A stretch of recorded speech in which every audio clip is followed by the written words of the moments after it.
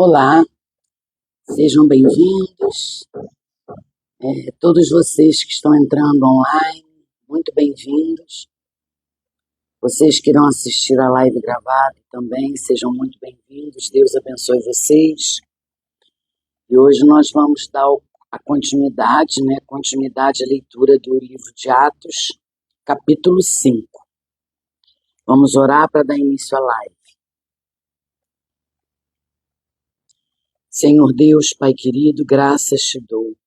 Graças te dou por esse dia privilegiado de poder estar aqui compartilhando da palavra com os meus irmãos. Obrigada, Senhor. Abre o nosso entendimento, abre o nosso coração para que possamos entender o que o Senhor tem para falar conosco. Nos ajuda, Pai. Coloca aqui o teu Santo Espírito, o Espírito Santo do Senhor, nesse ambiente e invade as nossas vidas. É o que eu oro, em nome de Jesus. Amém. Amém, irmão? Então diz assim a palavra. Capítulo 5, verso 1. Entretanto, certo homem chamado Ananias, com sua mulher Safira, vendeu uma propriedade, mas reteve uma parte do dinheiro.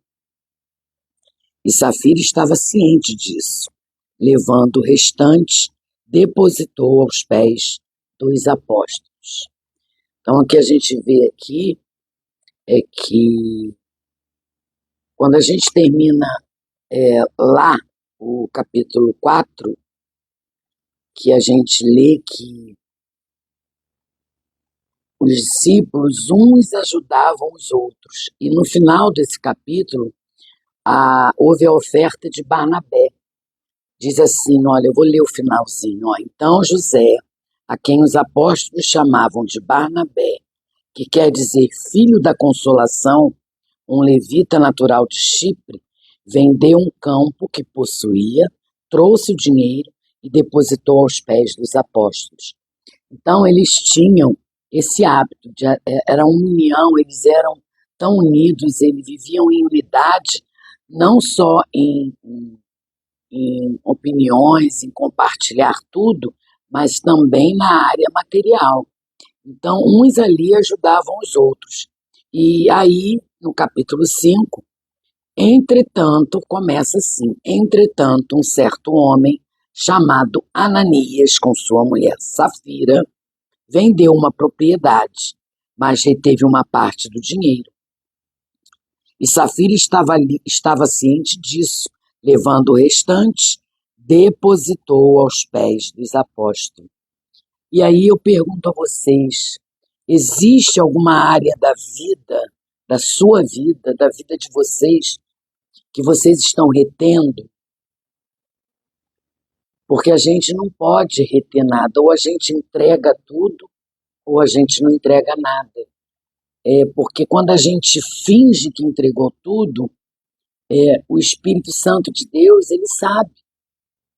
Então a gente precisa ter cuidado para não ter uma vida dividida, porque uma vida dividida gera morte. Ali o Espírito Santo, ele conhece, ele sabia, ele estava vendo. É o que eu já falei, a gente pode esconder qualquer coisa, qualquer situação do homem, mas de Deus a gente não esconde nada. Deus, ele conhece o mais profundo da nossa alma. E aí, gente, eu vou ler aqui nesse comentário que eu pesquisei, que fala sobre esse incidente, né? Fala assim, olha, este incidente nos mostra que a igreja primitiva não estava livre de problemas internos. Lucas não procura atenuar a situação, mas conta o acontecimento com cores negras. Safira no aramaico significa linda. Então aqui Lucas conta que esse casal reteve uma parte da sua oferta. Era preferível, era muito melhor se eles não tivessem ofertado nada, porque o dinheiro é deles. O dinheiro é nosso, a gente faz com o dinheiro aquilo que a gente quer. A gente não pode mentir, a gente não pode fingir uma entrega, porque o Espírito Santo ele conhece. Então ali, quando Ananias mente e a Safira concorda com ele e eles entregam apenas uma parte daquilo que eles arrecadaram na venda da propriedade, eles estão mentindo. Ô Jesus, gente, desculpa. Eu esqueci de desligar aqui, vou desligar, só um minuto. Pronto, desculpa, desliguei. Olá, Júnior, bom dia, boa tarde, né? Então, assim, o que aconteceu foi isso. Os discípulos, eles tinham hábito, eles viviam em unidade, inclusive na área financeira, porque um ajudava o outro. Mas Ananias e Safira queriam fazer a mesma coisa, mas eles mentiram. Eles reteram uma parte da oferta do Senhor. Então é o que eu disse, é preferível que não façamos nada. É preferível que não ofertemos, porque se você é dizimista e aí você dá o seu dízimo, você está devolvendo aquilo que é do Senhor, mas você retém uma parte para você, você não está sendo sincero. E o Espírito Santo, ele sabe, ele conhece. O Espírito Santo é Deus, ele vê tudo. E aqui nesse comentário que eu estou lendo, ele diz assim, vamos ler o verso 3. Então Pedro disse: Ananias, por que você permitiu que Satanás enchesse o seu coração para que você mentisse ao Espírito Santo, retendo parte do valor do campo? Não é verdade que, conservando a propriedade, seria sua, e depois de vendida, o dinheiro não estaria em seu poder? Por que você decidiu fazer uma coisa dessas? Você não mentiu para os homens, mas para Deus. Então aqui não somos informados, né, de como Pedro reconheceu a fraude de Ananias. Aqui na Bíblia, nas Escrituras, ela não fala. Foi provavelmente por iluminação divina. O Espírito Santo é, obviamente, uma pessoa. Ele é uma pessoa. E o versículo 4 mostra que o Espírito Santo também é Deus. Olha aqui o que diz no verso 4. Não é verdade que, conservando a propriedade, seria sua e depois vendido o dinheiro não estaria em seu poder? Por que você decidiu fazer uma coisa dessas? Você não mentiu para os homens, mas mentiu para Deus.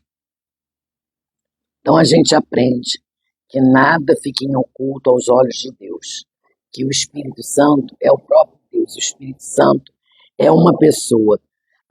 Uma vida dividida, ela gera morte. Então, não entregue só uma parte da sua vida, entregue tudo. Entregue tudo, tudo que, toda área, todas as áreas da sua vida, entregue ao Senhor. Aqui no comentário, no capítulo 4, diz assim, olha, o programa de partilhar riquezas na igreja primitiva era puramente voluntário e não compulsório. Permanecendo de posse da terra, Ananias tinha o direito de fazer o que entendia, e mesmo depois de vendê-la, o dinheiro era seu para usá-lo como quisesse. O pecado de Ananias não foi o de guardar o dinheiro, mas de pretender uma consagração completa a Deus, enquanto deliberadamente guardou parte do dinheiro. Foi o pecado de uma consagração desonesta, pois ele mentiu a Deus. Então está bem claro que ele não foi condenado e nem o pecado dele significa, foi dito porque se ele não tivesse dado, ele não estaria pecando. Ele pecou porque ele queria consagrar aquilo a Deus, mas ele consagrou apenas uma parte. dizendo que era tudo. Então ele mentiu ao Senhor. Ele mentiu ao Senhor. Verso 5. Ouvindo essas palavras, Ananias caiu morto, e sobreveio grande temor a todos os que souberam do que tinha acontecido. Levantando-se, os moços cobriam o corpo de Ananias e, levando-o para fora, o sepultaram. Quase 3 horas depois, entrou a mulher de Ananias, sem saber o que tinha acontecido. Então Pedro, dirigindo-se a ela, perguntou: Diga-me, foi por este valor que vocês venderam aquela terra? Ela respondeu: Sim, foi por este valor. Então Pedro disse: Por que vocês entraram em acordo para tentar o Espírito do Senhor? Eis aí a porta dos pés, eis aí a porta, os pés dos que sepultaram seu marido, e eles levarão você também. No mesmo instante, ela caiu aos pés de Pedro e morreu. Entretanto, os moços viram que ela estava morta, e, levando-a, sepultaram ao lado do marido. E sobreveio grande temor. Desculpa, gente. E sobreveio grande temor a toda a igreja e a todos aqueles que ouviram falar destes acontecimentos. Aqui no verso 8, quando Pedro se dirige a Safira e pergunta para ela: Diga-me, foi por este valor que vocês venderam aquela terra? Safira diz que sim. Então ali a gente vê que Safira foi leal a Ananias, mas infiel a Deus. A gente precisa ter cuidado em ter lealdade com as pessoas e infidelidade com Deus.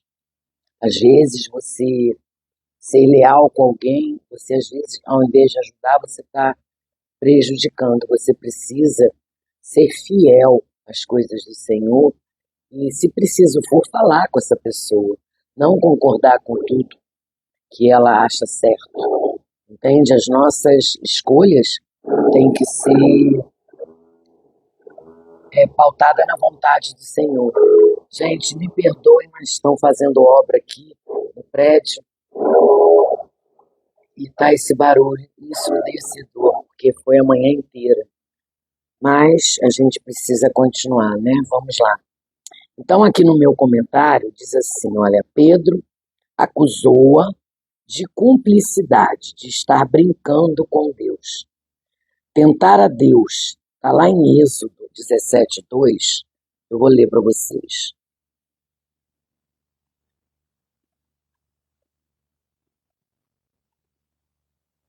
Lá em Êxodo 17:2 diz assim, olha,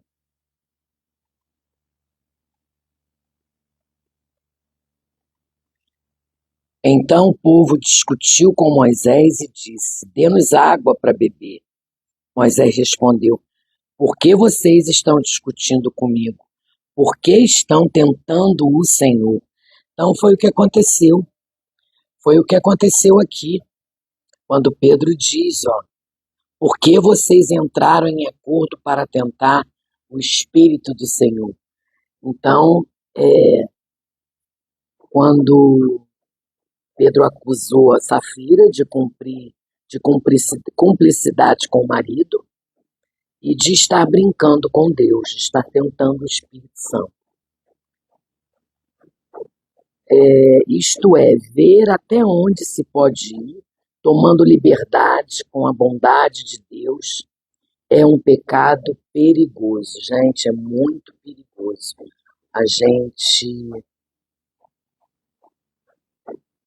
pecar contra Deus, né? Porque a gente vai pecando até para ver até onde a gente pode ir. Isso é muito perigoso, a gente precisa ter atenção. Não temos motivos para crer que Ananias e Safira não fossem salvos. Prestem atenção nisso. Sua morte física foi um juízo divino, porque a gente não sabe, não está na palavra, como foi a morte de Ananias e Safira. E no comentário diz isso: não temos motivos para crer que Ananias e Safira não fossem salvos. Sua morte física foi um juízo divino que não envolveu a salvação deles. O próprio fato de serem crentes determinou a enormidade do seu pecado. Estavam fingindo uma submissão total, mas deliberadamente guardavam algo para si. Este é um pecado que só pode ser cometido por um cristão. Então precisamos ficar atentos, porque lealdade você tem com o homem. Essa é a grande diferença de lealdade e fidelidade. Lealdade você tem com o homem, fidelidade você tem com Deus. Então, que tenhamos atenção em relação a isso. Verso 12. Aqui no verso 11, quando diz assim, olha, sobreveio grande temor a toda a igreja e a todos aqueles que ouviram falar destes acontecimentos. Ali era uma igreja matriz, era uma igreja, a primeira igreja que ela estava se formando. Então, por isso, a severidade, por isso, como diz aqui, ó, entretanto os moços viram que ela estava morta e levando-a sepultaram ao lado do marido. E sobreveio grande temor a toda a igreja. Verso 12 diz assim, ó, muitos sinais e prodígios eram feitos entre o povo pelas mãos dos apóstolos. Sinais de prodígios é muita cura e muita libertação.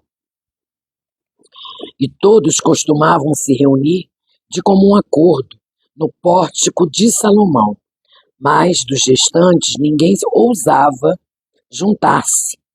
Eles, porém, o povo tinha grande admiração por eles. Então eles tinham temor e admiração. É o que diz aqui, ó. Todos costumavam se reunir de comum acordo no pórtico de Salomão. Mas dos restantes ninguém ousava juntar-se a eles, porém o povo tinha grande admiração por eles. Eles tinham temor e admiração.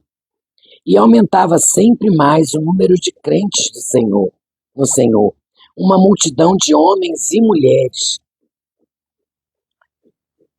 a ponto de levarem os enfermos até pelas ruas e os colocarem sobre leitos e macas, para que, ao passar Pedro, ao menos a sua sombra se projetasse sobre algum deles. Olha que forte isso, gente. Jesus, ele disse, né, que antes dele ir para a glória, antes dele ser crucificado, ele já vinha avisando aos apóstolos e aos discípulos que eles teriam obras maiores que as dele. E está aqui, ó, Pedro, tá aqui, a ponto de levantarem os enfermos até pelas ruas e o colocarem sobre leitos e macas, para que ao passar Pedro, ao menos a sua sombra, se projetasse sobre algum deles. Então, coisas maiores, obras maiores, eles ali estavam fazendo, como Jesus disse, né? Como disse o Senhor.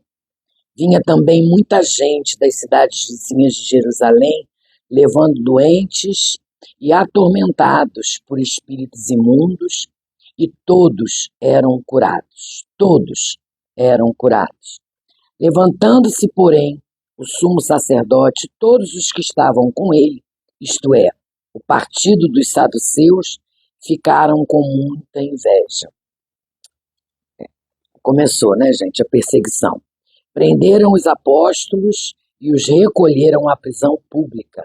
Mas de noite, um anjo do Senhor abriu as portas da prisão e, levando-os para fora, lhe disse: vão ao templo e digam ao povo todas as palavras desta vida.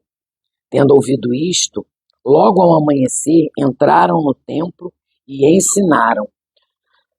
Nada e ninguém eu aprendo e continuo aprendendo que a perseguição ela vai existir sempre, mas nada e ninguém pode reter a palavra de Deus, pode prender a palavra de Deus. Sim, nós podemos ser perseguidos, podemos ser presos, como aconteceu com os discípulos, mas a palavra do Senhor ninguém pode reter, ninguém pode prender. Então é isso que a gente aprende aqui. Quanto maior a perseguição, maior é o avanço do Evangelho. Podem observar, quanto maior é a perseguição, mais o Evangelho avança. Glória a Deus por isso. Nós tentamos, gente, enterrar. Existe um ditado que diz assim, eu até anotei, olha,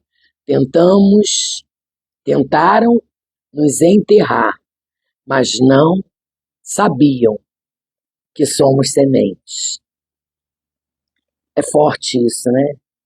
Porque eles jogam terra, mas nós somos sementes, e as sementes brotam, multiplicam.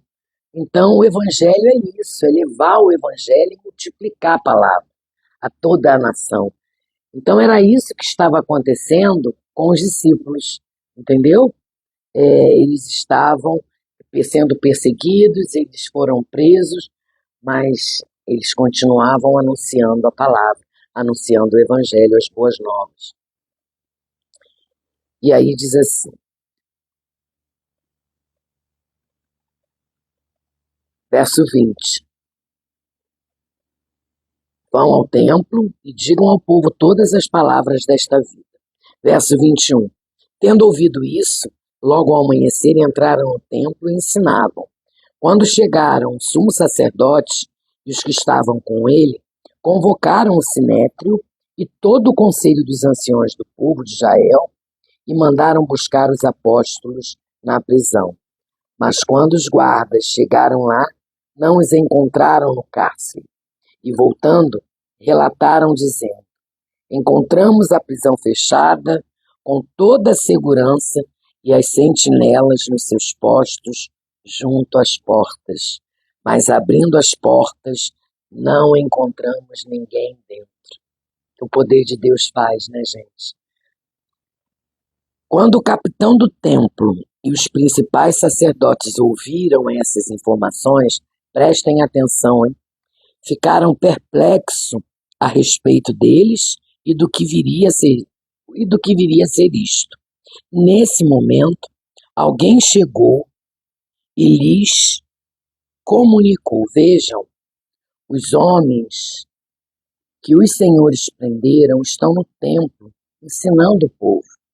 Então o capitão e os guardas foram e os trouxeram sem violência, porque temiam ser apedrejados pelo povo. Trouxeram os apóstolos, apresentando-os ao sinédrio. E o sumo sacerdote os interrogou, dizendo, não é verdade que ordenamos expressamente que vocês não ensinassem nesse nome? No entanto, vocês encheram Jerusalém com a doutrina de vocês e ainda querem lançar sobre nós o sangue desse homem. Então Pedro e os demais apóstolos afirmaram, é mais importante obedecer a Deus do que aos homens. Olha como é forte isso. Como é forte isso. O Deus dos nossos pais ressuscitou Jesus, a quem vocês mataram, penduraram no madeiro. Deus, porém, com sua mão direita, o exaltou a príncipe salvador, a fim de conceder a Israel o arrependimento e a remissão dos pecados. E nós somos testemunha destes fatos, nós e o Espírito Santo, que Deus deu aos que lhes obedecem. Eles, porém, ouvindo isso, se enfureceram e queriam matá-los. Então, existe a perseguição, como existe até hoje, existia a perseguição, mas eles não conseguiam reter os discípulos, a palavra de Deus, eles não conseguiam prender a palavra. Eles podiam prender o homem, mas a palavra não. E assim, o que a gente vê aqui no verso 28,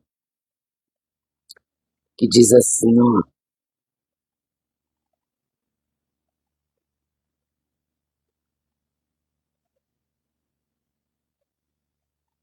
não é verdade que ordenamos expressamente que vocês não ensinassem esse nome?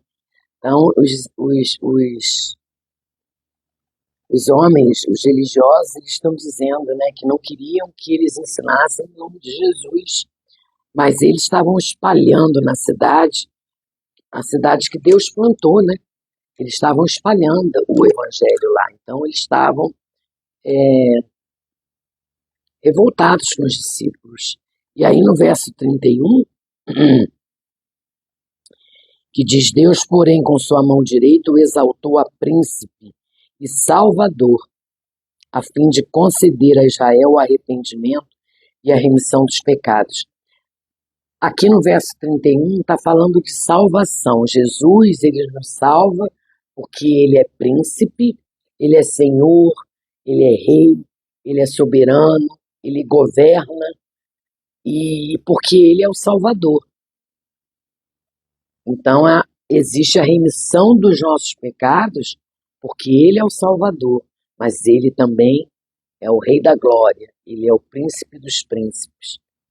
E no verso 34 diz assim, olha: mas levantando-se do sinédrio um fariseu chamado Gamaliel, mestre da lei, respeitado por todo o povo, mandou que os apóstolos fossem levados para fora por um momento.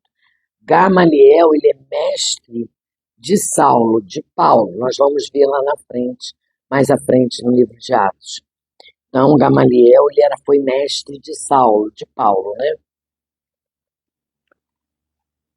Então disse ao sinédrio: israelitas, tenham cuidado com o que vão fazer a estes homens, porque algum tempo atrás se levantou Teudas dizendo ser alguém muito importante, ao que se juntaram cerca de 400 homens, mas ele foi morto. E todos os que lhe obedeciam se dispersaram e foram reduzidos a nada. Depois desse, levantou-se Judas, o galileu, nos dias do recenseamento, e levou muitos consigo. Também este foi morto, e todos os que lhe obedeciam foram dispersos. Neste caso de agora, digo a vocês, não façam nada contra esses homens. Deixem que vão embora, porque se este plano ou esta obra vem de homens, será destruído.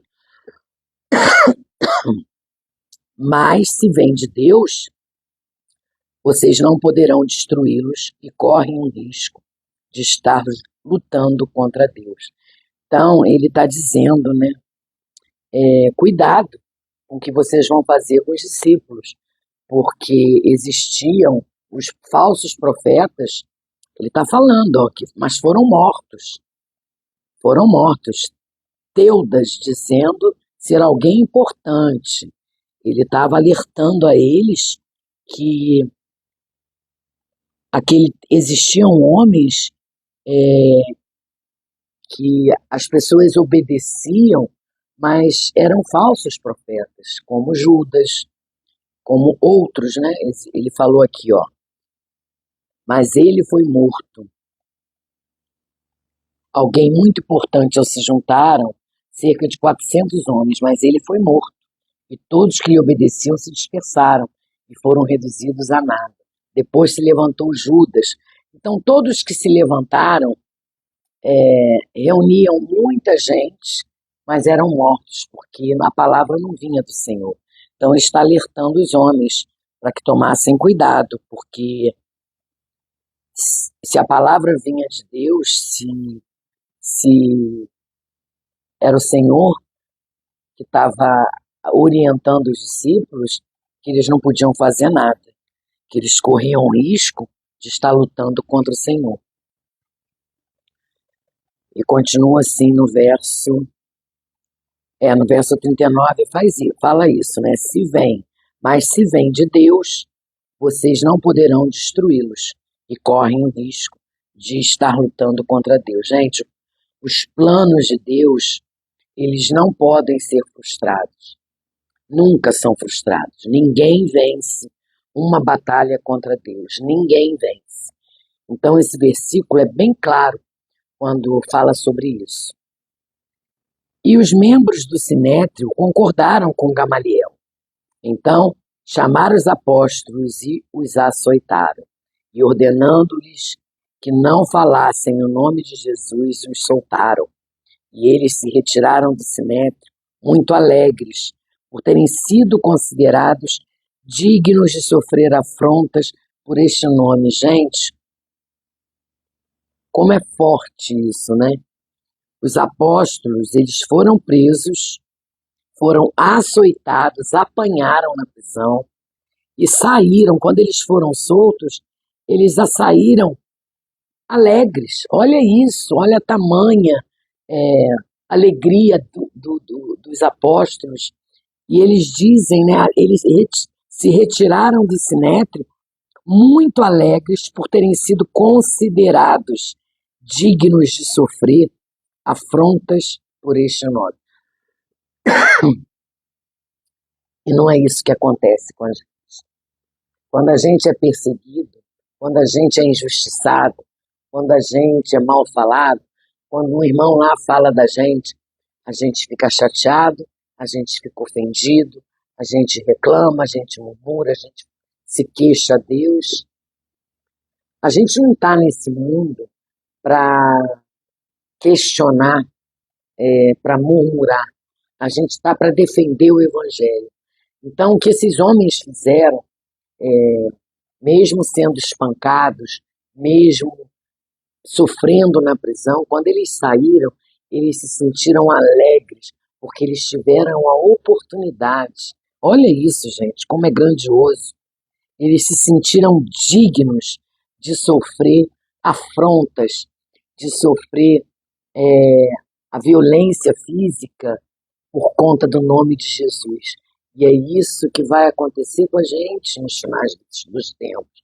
Vai haver perseguição, como já acontece, mas a gente precisa focar na palavra, em Jesus, não em se sentir ofendido, em querer defender Jesus. Jesus não nos chamou para defender ele não precisa que defendamos ele sabe se defender. Ele nos chamou para proclamar, para levar a palavra dele a todas as nações. Então é isso que a gente precisa ter em foco, ter em mente. A gente não foi chamado para defender Jesus, para ficar ofendido quando acontecer a perseguição. Não, a gente precisa ficar alegre, porque o nome do Senhor está incomodando. O nome do Senhor, se alguém está sendo incomodado, é porque está ouvindo. Então é isso que a gente precisa ter em mente, é isso que os discípulos nos ensinam, os apóstolos nos ensinam. E continuando aqui, no verso 42, último versículo, né? E todos os dias no templo e de casa em casa não cessavam de ensinar e de pregar que Jesus é o Cristo. Que coisa maravilhosa, né? Que coisa maravilhosa. Que ensino. E aí fica a pergunta, né? O que era sucesso? O que era sucesso para os discípulos? Sucesso para os discípulos era se parecer com Jesus. E se parecer com Jesus é ser igual ao Mestre. Buscar cada vez mais ser igual a Ele. E era isso que os discípulos faziam. Esse era o verdadeiro sucesso deles. Que as pessoas notassem, observassem Ele e lembrassem sempre de Jesus, porque eles refletiam Jesus em suas vidas. Então, havia perseguição, né? Jesus foi perseguido, consequentemente, os seus discípulos iriam ser e foram perseguidos. Isso irá acontecer conosco, e já acontece em alguns países. Então, a gente precisa ter foco e entender que Jesus não nos chamou para defender, não nos chamou para que nós ficássemos ofendidinhos, porque nós estamos sendo perseguidos por conta do seu evangelho. Não. A gente precisa levar com alegria e continuar perseverando, mesmo que a perseguição venha, mesmo que o irmão fale ao contrário, mesmo que as pessoas não creiam, porque a gente percebe, né, no evangelho, esses homens, eles viam o milagre, eles viam o que estava acontecendo, mas o incomodavam demais, porque muitas das vezes as pessoas até creem, mas não querem sair da zona de conforto. Viver uma vida, viver uma vida com Jesus é renúncia, é renúncia. É você abrir mão das coisas desse mundo. Você não vai deixar de viver no mundo porque você está no mundo, mas você sabe até onde você pode ir. E aí você passa a ter hábitos que você não tinha antes. Você passa a não querer frequentar mais lugares que você frequentava. Você passa a entender que aquilo que você gostava de fazer não é mais bom, não é mais bem visto aos olhos de Deus. Então,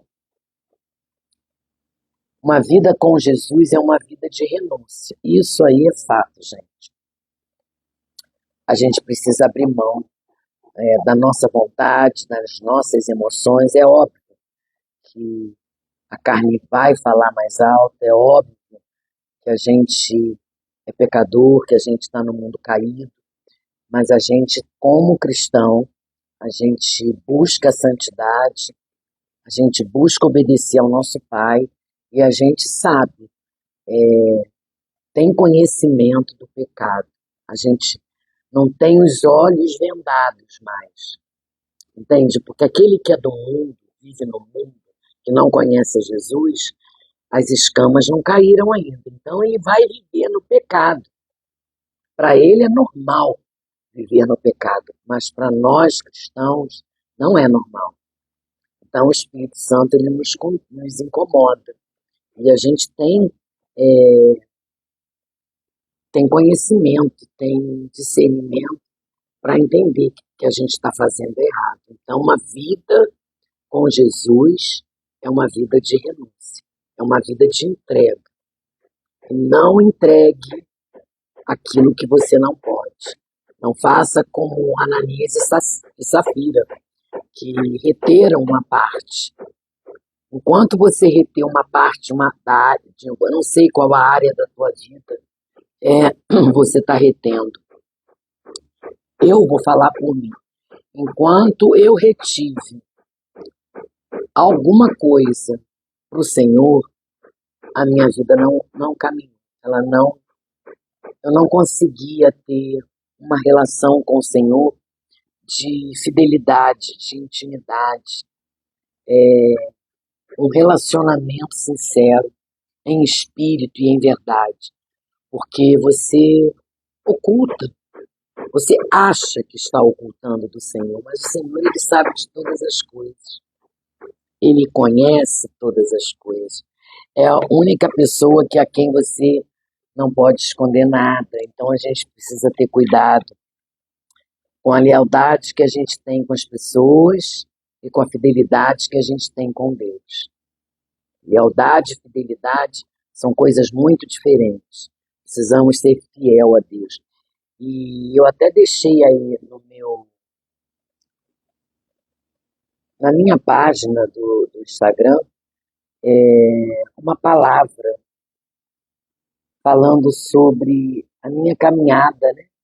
E que quando eu resolvi colocar tudo aos pés do Senhor, não reter mais nada da área nenhuma da minha vida, eu resolvi entregar tudo ao Senhor, eu fazia a seguinte oração para Ele: Senhor, eu quero aprender a te obedecer primeiro e depois a entender o porquê de certas coisas.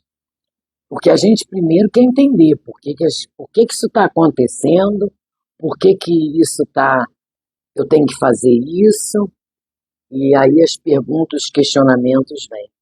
E eu fiz muito isso. Então, quando eu resolvi colocar tudo nas mãos do Senhor, confiar no Senhor plenamente, não retendo nada da minha vida, eu orava desse jeito: Jesus, quero aprender a te obedecer primeiro e entender depois. E todo dia, até hoje eu continuo orando. Todo dia eu fazia essa oração e faço essa oração.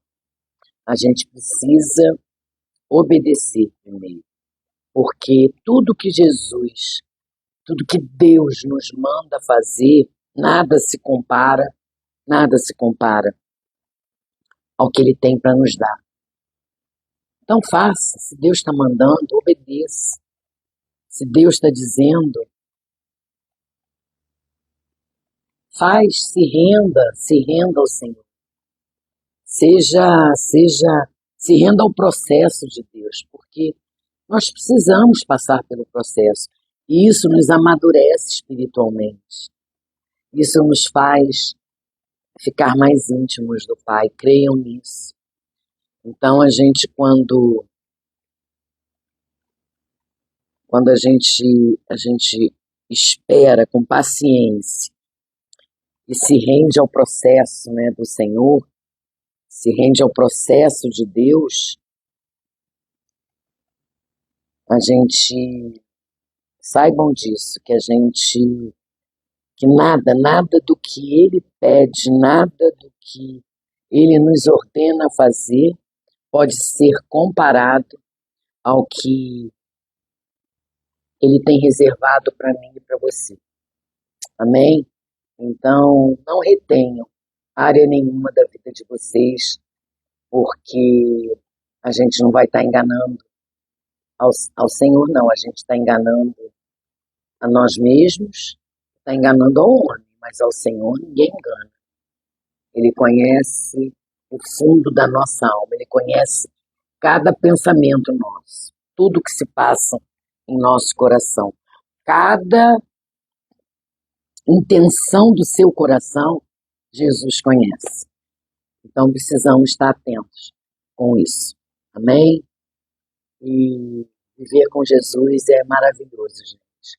A gente continua vivendo nesse mundo caído, a gente continua sendo pecador, somos miseráveis, mas a gente tem a graça de Deus derramada sobre as nossas vidas. A gente tem o amor de Deus derramado sobre nossas vidas. E aí, quando esse amor transborda, a gente passa para o meu e passa para o irmão, né? Eu consigo transbordar esse amor para alguém.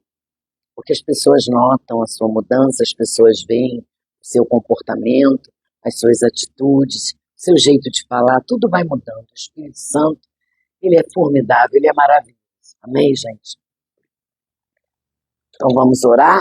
Vou pegar uma pastilha, porque daqui a pouquinho eu começo a tossir.